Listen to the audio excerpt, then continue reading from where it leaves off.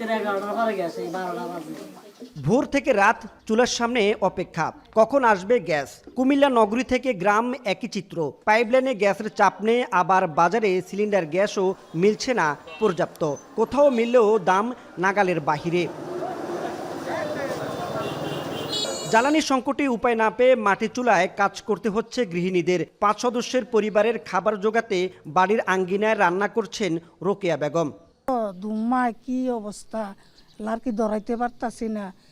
Day পাতিল ধুতে কত কষ্ট, আগুন ধরাইতে কত কষ্ট। রেগুলার গ্যাসটা পাই তাইলে আমরা তো রেগুলার বিল দিয়ে যাইতেছি। পরশুদিন বিল দিয়ে, কালকে বিল দিয়েছি বাঁকড়াবাদের, কিন্তু গ্যাসের কোনো খবর নাই। আমরা যা গ্যাস আমরা না পাক করে আমরা গ্যাসের বিল দিতেছি, আমরা লার্কিতে কষ্ট করে আমরা পাক করে খাইতেছি, তো আমরা অভিযোগ নাই রে।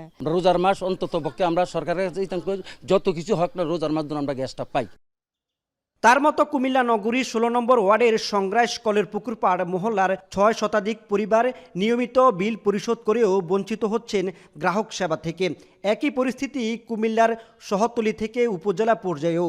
এছাড়া হোটেল, রেস্তোরাঁ থেকে শুরু করে শিল্প কারখানাগুলোতেও একই অবস্থা, ফলে লোকসানে ব্যবসায়ীরা।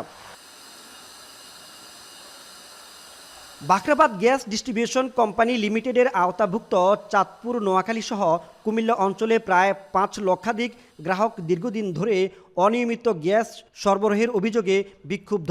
অন্যদিকে কুমিল্লার সড়ক, মহাসড়কের ফিলিং স্টেশনগুলোতে পরিবহনের জ্বালানি এলপিজির সংকটও চরমে। গ্রাহকদের অভিযোগ, কৃত্রিম সংকট তৈরিতে জড়িত সিন্ডিকেট ব্যবসায়ীরা।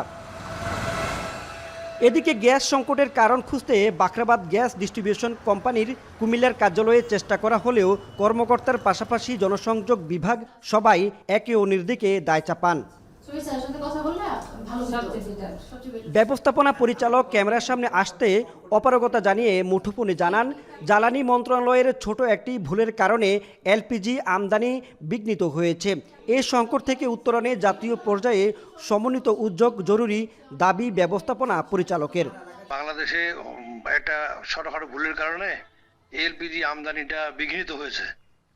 বাংলাদেশে এলপিজি এই মাসে প্রায় 90,000 মেট্রিক টন কম এসেছে, যে পরিমাণ আসার কথা তার চেয়ে 90,000 মেট্রিক টন কম।